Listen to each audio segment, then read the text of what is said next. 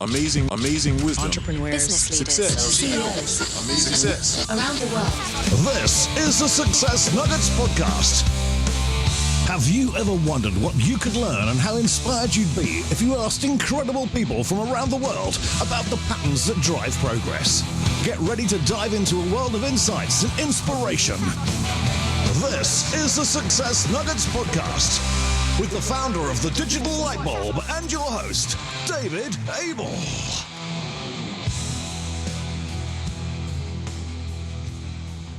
Tell me about your look today, Jenlyn. I'm doing a book launch later, and I was just inspired by Tim Burton and Alice in Wonderland / ringleader circus kind of feel. I never know. I just get my tools ready, and then I will generally have an idea, and then it just unfolds. Yeah, I think that's a nice place to start, because today's episode, I think, is one for anyone who didn't quite fit the mold. For sure. I think for anyone who's tired of asking for permission to belong, and this is their episode, to be seen and to be moving. In today's episode, we can talk practical courage, how to build safety, and not shrinking who you are. Jenlyn, you bring a rare combination of lived experience and hard-won expertise into emotional intelligence. And we've had some deep conversations about your past as well. And you're in the intersection of neuroscience, design, soulcraft, how you look different every day. Welcome to the Success Nuggets. Thank you so much for having me. I'm so excited to be here today and to talk about all of those things, especially learning and developing that permission to live in your muchness, and then eventually move from muchness to even more, which is shocking to some people, but it is entirely possible. What does that mean? Muchness to more. Is there a time where you fit it in? People call me slovenly. I don't know if you know what this means. No, I do not, actually. I would love to learn, though. Thank you so much for teaching me something today.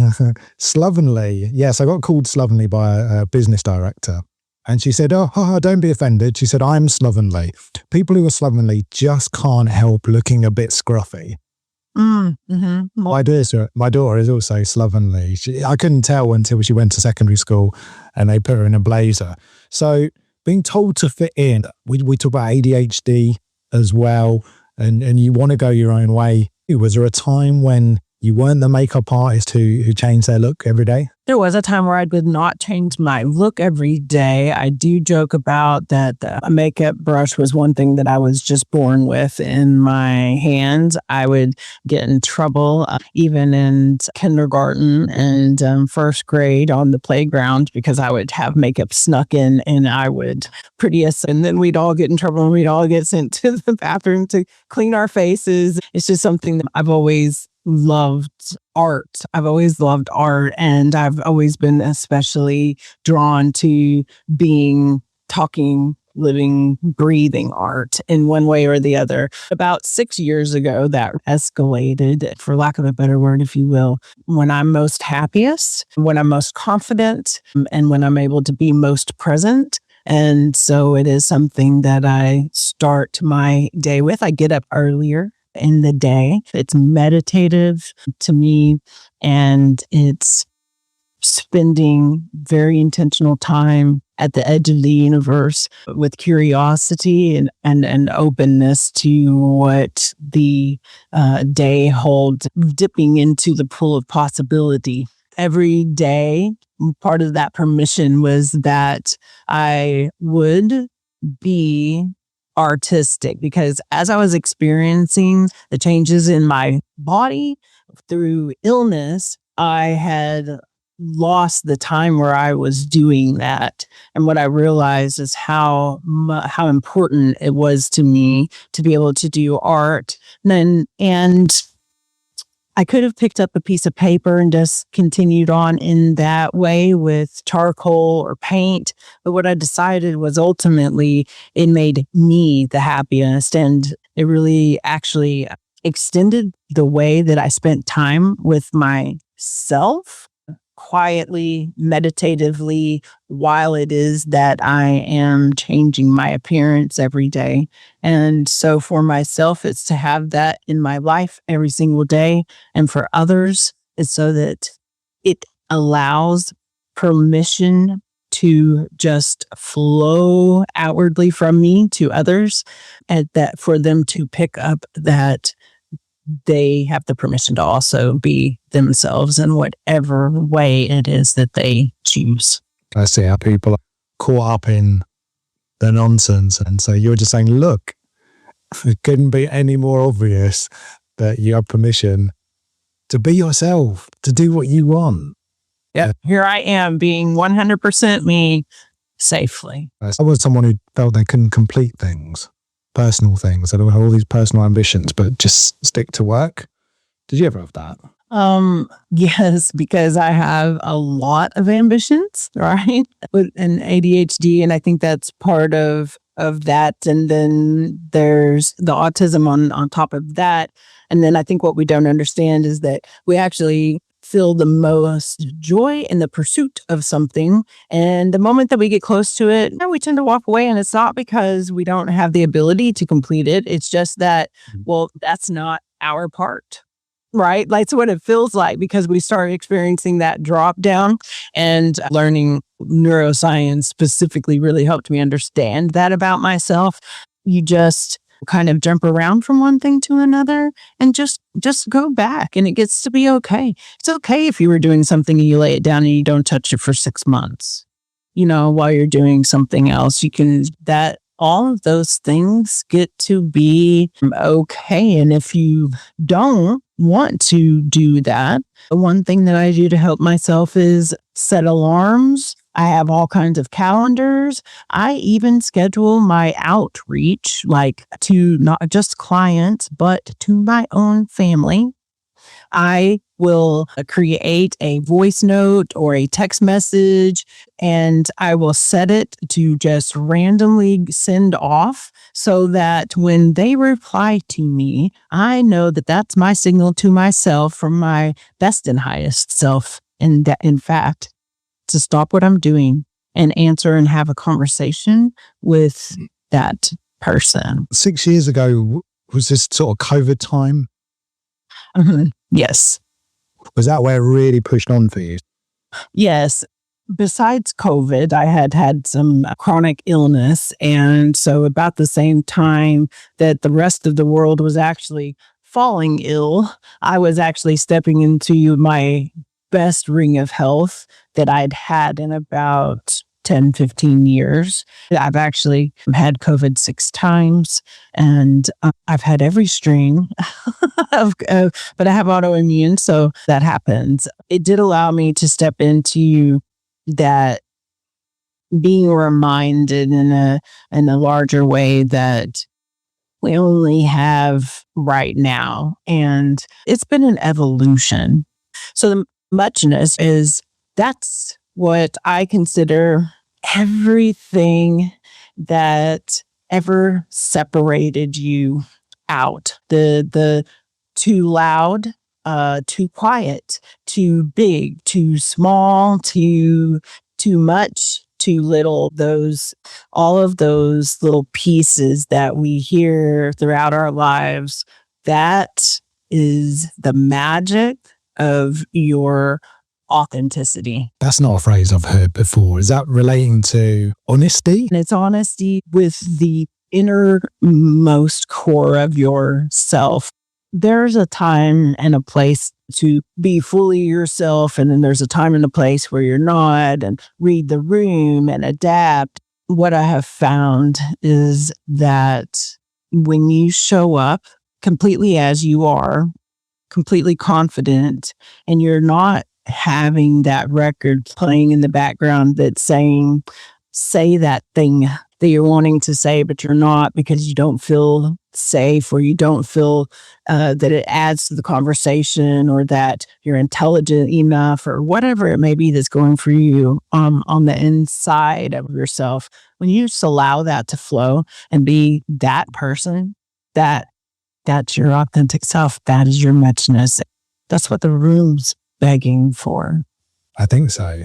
Now, you got so many layers as well that have made you a strong person. If we were to explore some of those layers and how you got to where you have to. Even though some of my stories feel and sound a little extreme at first, when you get underneath it all, we all have the same experience as far as the emotions that we feel. And we all know what it feels like to be abandoned, to feel not enough, at that severe crux of pain where you feel like you just can't go on.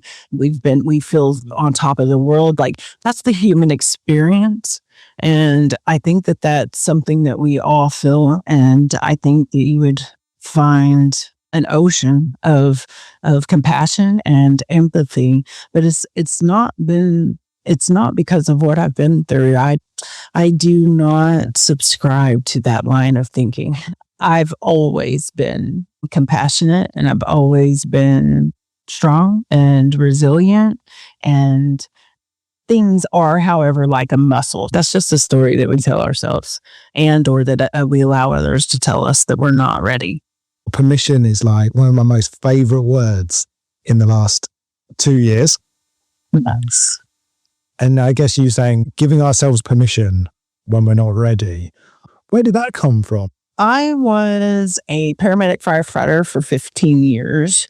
And so I learned that I learned a couple of things. One was around fear and trauma. When I gave myself the permission to run to and not away, that it boosted my ability to do so. Because our natural lean-tos of what we might do, whether that's fight, flight, freeze, flop, fawn, we can even experience all of those throughout our lifetimes. But we have one that we generally kind of lean towards more so than the others. And mine is actually flight. I'm going to run that burst of panic. I'm going to run that initial shock off. Then I'm going to turn around and come back, right? And so I had to really practice at not doing that, because you can't show up to help somebody that's having an emergency and run, right? It doesn't work very well. So I learned that if I give myself permission to be courageous, or if I give myself permission to do opposite, to allow my body, give it permission to allow me to do what I want it to do rather than what it initially wants to do. And those types of things is where I really started giving myself different permissions and being able to steer your life rather than allowing your life and your body to control you, because we can actually be in the driver's seat. I don't really get into it that often, but I'm a fight. I can be, for sure. Actually, in your way of taking a step back and then coming towards it, mine has to be don't and take a step back. It's the same thing. Both take a step back. Everyone's got a huge respect for people who are firefighters, paramedics. That's a big job. What did you do next in your career? I had to end that role because of my autoimmunes that I mentioned earlier. So I was unable to physically do the job. I had been experiencing flares of something and we weren't really sure what. I would have a day or two where I was very weak, miserable, and in a lot of pain. And then it would lift. And at first I could have weeks, months without any kind of symptom at all. And then it would hit again out of nowhere. One day we were with a patient and I almost physically dropped the cot and the patient because I did not have the strength, and I got a terrible Charlie horse that's in my arm, and that had been something that had been happening a lot. And I just knew that was it. There, I could not be responsible for causing harm to another human. And so we went back to the station. I immediately clocked out, and I never clocked back in ever again as a medic firefighter. And then I actually had 8 years, or a little more actually, probably about 10, where I was in a constant fight with my health and for my life. And so I didn't do anything but that for the next 10 years. And was this was, I guess, in your 30s? Yes. Were you an ambitious person to do nothing for sort of 8-10 years? It must have been dark. It was very torturous. At the same time, I still managed to do everything that I could do, and I do have one son, and so that was also his school age, and so it was everything that I could do to help support him with homework, get him up and get him to school, and keep the house in order, cook meals, those sort of things. At the same time, as it was a great struggle and it was a great journey also in learning to let go and let the dishes sit in the sink sometimes right overnight, because at the end of the day, it didn't really matter. I left the dishes in the sink, and well, the world kept turning. And I quickly realized that if I did not understand what was going on with me, I could not advocate for myself. And so everything that I had, I poured into making sure that my son had the most normal life that I could possibly muster, and understanding the languages that my body was speaking that had become foreign to me. How old is your son now? He is 28. He's doing great. He's got 2 businesses. He also was a paramedic, firefighter for about 8 years. And he left. He started his first business, and then he started his second earlier this year. And he's got 4 beautiful babies. He's married. Does he really remember those times? Oh yeah, yes, absolutely. It was not. He did not make it through unscathed. There were times that I was very sick. I owe so much to him, because when I could not move my body myself, he's helped me move my body and exercise and move my arms and legs when I couldn't myself. So there's definitely a time of shared resiliency, determination, and will between us that I think is extraordinary. You know, he would say, "Mom, it's not like that, right? It's not like that." And every time I'm like, "I'm so proud of you," right? That was such a good thing that you did there, or encourage him that he's doing something really hard, really well, and things like that. He's the first and quick to say, "I learned it from you, Mom." And so that becomes this beautiful experience of understanding that the humans are resilient and strong, and age doesn't necessarily have anything to do with that. It's just naturally who we are. And at the same time, we still want to protect our children, but our children are capable of handling so much more. Yeah, they're stronger than we think, aren't they? But he sounds like a beautiful person as well for that. So you've been through a lot, especially the health issues. You've got the son into adulthood. Where do you come in? When was this great change, though, that I want to hear about, that you really went, "No, I've got it"? Yeah. Like we mentioned before, 6 years ago, I was going through my 3rd big life separation.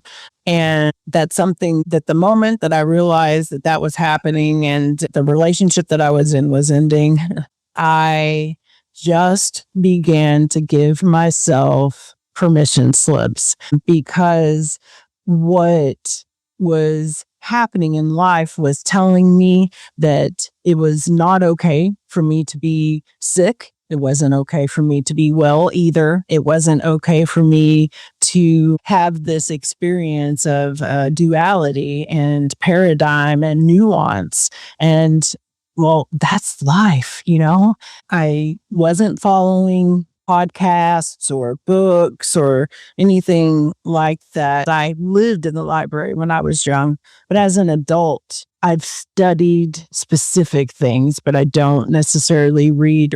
That again, when you look, sounds odd. I don't spend a lot of time reading these days.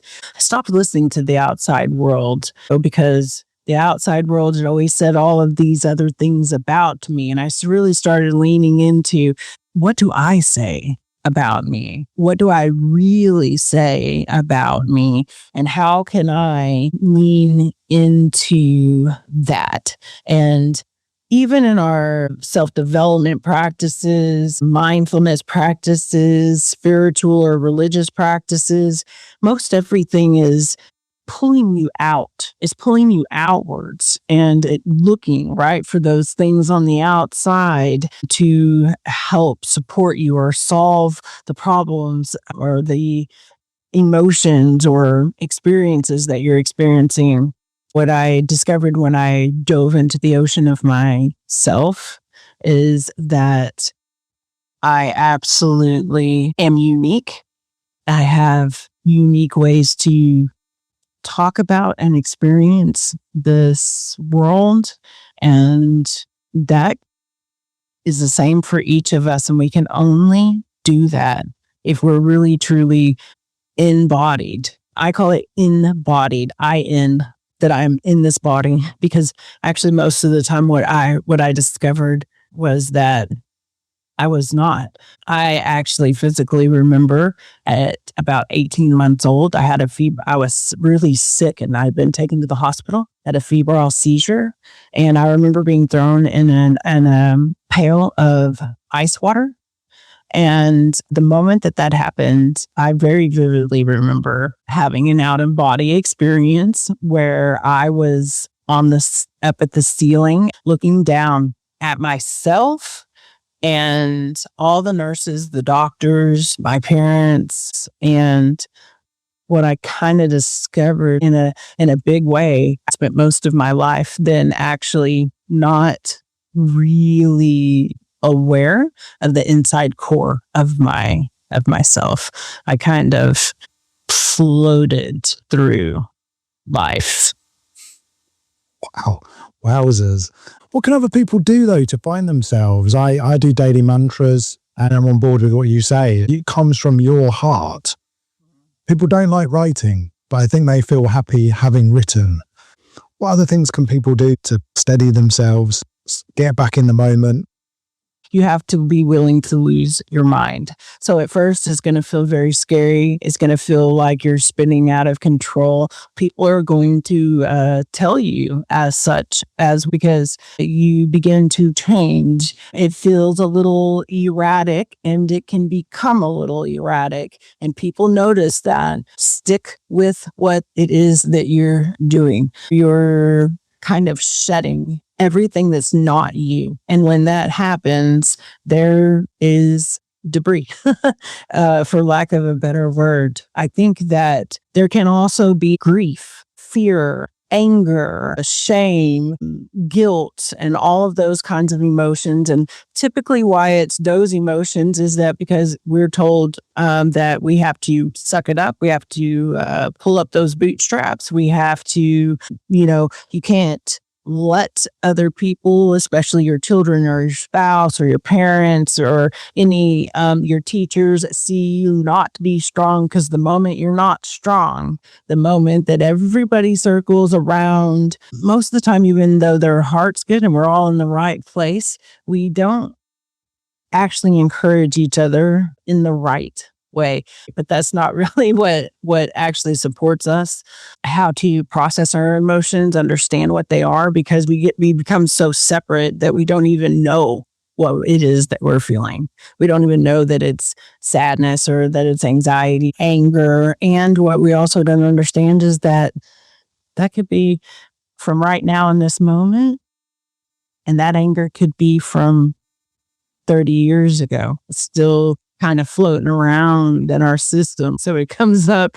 And so there's exercise, eating right, and taking the time to sit in silence and understand what it is that we're experiencing. Start saying yes if you say no. Start saying no if you say yes. The truth of the matter is, especially if you're in a place where you feel completely miserable and detached from life, do everything opposite of what you're doing, because you gets you into certain grooves and habits, and it does so because it's comfortable. It does so because it feels safe. It does so because it understands the logic of what's happening. And that doesn't necessarily mean that it's good for you. And I mean everything. What you're eating, when you go to bed, what you like, what you don't. Kind of start spinning that all around and question everything. Start questioning yourself, though. Everything that you feel is about you. Even if you think you're feeling it about another person, it is inside of you. It is your feeling. It's your thoughts. It's your beliefs. It's you. And no one else can learn to understand. And then those things will dissipate. They're only hanging around because they're being ignored, misunderstood, not processed. And physically, our bodies know exactly what we need to do. We do it naturally when we're 2 and when we're 3. When we get upset and we know that our personal boundary is being overpushed, we are most excellent at saying, no, my boundary is being overstepped, right? And we start crying, screaming. If we are ignored, we start stomping around, right? Like if we were ignored and that keeps coming towards us, that's what happens. And I'm not joking when I say that I throw a tantrum safely by myself in my home every single day, because that is what our body naturally would do. Just like a gazelle, when it runs, we don't finish out those processes. We don't allow, because it's not accepted. We're seen as superior to that. But the truth of the matter is, we're still mammals. And our body actually knows exactly what it needs to do if we'll just allow it. Oh, so many great things there. I'm going to have to rewind just a sec. Okay. So do not concern yourself with the rights and wrongs or others is a way to let maliciousness enter your heart. But as you say, it's the reflection on you as well. But I'm so glad you said you had a daily tantrum as well, because I think everyone does. And again, they're holding it down. I don't know where you stand on nature, because the cyclical rhythms of nature are huge clues. As far as I went for a walk the other day at 7:30 in the morning, and a flock of geese flew over. They'd gone from one part of the town to another. And I went for a walk last night, and I heard the same geese, and it was dark. I couldn't see. And I looked at my watch. It was 7:31. And this morning in the kitchen, I heard them, and I looked out, and it was 7:30. Almost to the minute, morning and night. But the cyclical rhythms of nature in ourself is huge. Yeah. No one's picking that up. No, they typically don't. And that's just, we shut that off. We become so consumed. We're so busy walking out industrialism and leaning into patterns of man-constructed patterns of when we have to go to sleep, when we have to wake up, when we have to move. And I only have 15 minutes to do lunch, but I still have to do these other 100 things that I'm trying to do at the same time, that we become separated from those clues and the natural cycle of life that we are still a part of. I get up at no later than 4 a.m. every single morning. And I go outside during that time period because there's this magic that happens between in that middle area between night ending and day beginning. And the world is coming to life in little small ways. The birds begin to sing the dawn into existence, and the night nocturnal animals begin yawning and stretching to end their cycles in the world. And it's just this beautiful time to be aware of all of those things. I very much believe in the cycle of life and grounding, being outside and being with plants and nature because, as I said earlier, we're still technically mammals. We are not separate from source. And in this body, in this life, our source is the earth, and our brothers and sisters are the animals that live it. When I was very young, I remember, everyone usually says when the grass is fresh been cut, like, oh, I love the smell of fresh cut grass. And it always made me cry. It always made me feel so sad. And I couldn't understand why everybody thought it was such a beautiful thing and something that they loved. And I just knew that my experience was different, very different. And I used to get in trouble. I would be crying when I had to go out and mow the grass myself. And then I'd get in trouble because I was just not wanting to do the work. And I was just filled with this sadness, this grief. And when I was in my early 20s, I discovered that smell is a chemical. The grass is crying. It is releasing a chemical. It is signaling to the other grass blades around it that there is danger, that their life is in danger. And it's a real thing. Not all of us are in tuned to those, types of things. And so it's all those little things that are part of what makes you unique, what makes each one of us unique is those little things that we don't know how to explain and or that other people really didn't know how to understand or explain. So you closed it off. We put it in a box.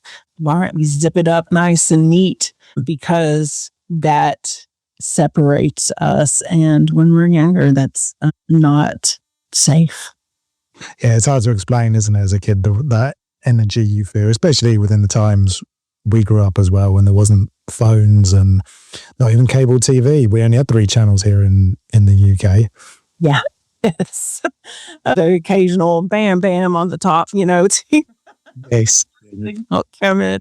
I think that it is interesting that, we didn't have ways to find out what we were experiencing or what was happening in the way that can be done today. Although that can also be even more difficult. It is difficult because of the amount of synthetic toxification.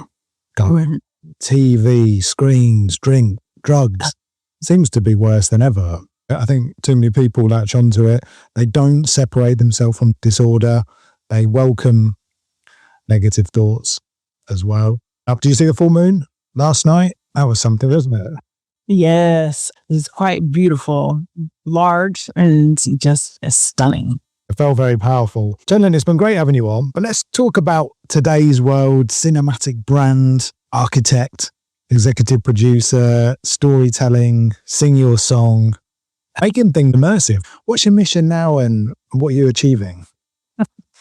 Right now, the mission is literally to gather 1 million people around a story, and that story is Sing Your Song. A Sing Your Song is also a business itself, and it's a movie. And so what most people don't realize is that most movies actually are a business because there's a lot of things that they go through.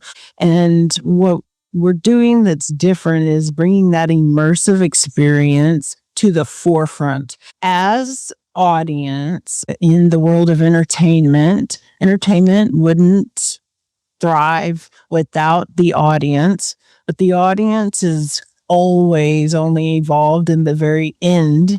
And a lot of the ways that audiences are involved are very superficial, and we want to change that. We want the audience to build their experience, come be part and build the experience together of what do you love about story? What do you want to experience in a story as it unfolds? Do you want extra backstory? Do you want the ability to see what's happening behind the scenes during the moment? What are the things that could bring that experience more to life for you as a person? And also, the other part is to do so, human centrically, the human body, psyche, emotional body in place, and remuneration. There is abundance in this world, and we want to be a part of sharing that abundance out with the world. And so that looks like a lot of different things in the days and years to come as we're able to bring that to life. But ultimately, it's about coming together as community, building and becoming the systems that we want to see. We have the power and the ability to do that. It's not about ending or warring against or fighting against the systems that already exist. It's about finding your place, and then the system will bend around you, and both get to exist in a place of balance. When we're able to do that, we can do so empathetically, compassionately, with strategy, intelligence, with heart. And I really believe that love is the answer in all things, and especially in business. Smart move. It's very difficult in business not to concern yourself with the rights and wrongs of others. And as you say, go to war, try and take down systems, and just the way press is these days. I'm with you. The best commodities to trade are sincerity and love as well. So it's been brilliant having you in today. Before we go, what is your one golden nugget for life? My golden nugget is to breathe. Just breathe and keep breathing, because when you breathe, your mind, your body, and your brain can all come into alignment. And just trust. This is where the trust the process comes in. Trust the process, because it may not feel like that's happening, but it is. And if you will just keep breathing. And I want to just one little tidbit with that is in through your nose, out through your mouth, hold it slightly at the very top. And the reason why is that if you are legitimately running for your life or fighting for your life or frozen in fear, you cannot have that level of control. And when your brain realizes that you actually have that level of control, it begins to change the hormones and the chemicals that it is dumping into your body. This is the way that your body communicates with your brain, and your brain communicates with your body. It is through your breath. Brilliant stuff. Right, guys, keep your mind focused, learn the principles of nature, train hard, breathe well, be sincere, have love. God, what great messages from your show, Jenlyn. Thank you again for coming in. Thank you so much for having me. I have thoroughly enjoyed our conversation, and I can't wait to join David and his incredible guests next time on the Success Nuggets podcast. And to find out more, visit onegoldennugget.com. Thank you for listening.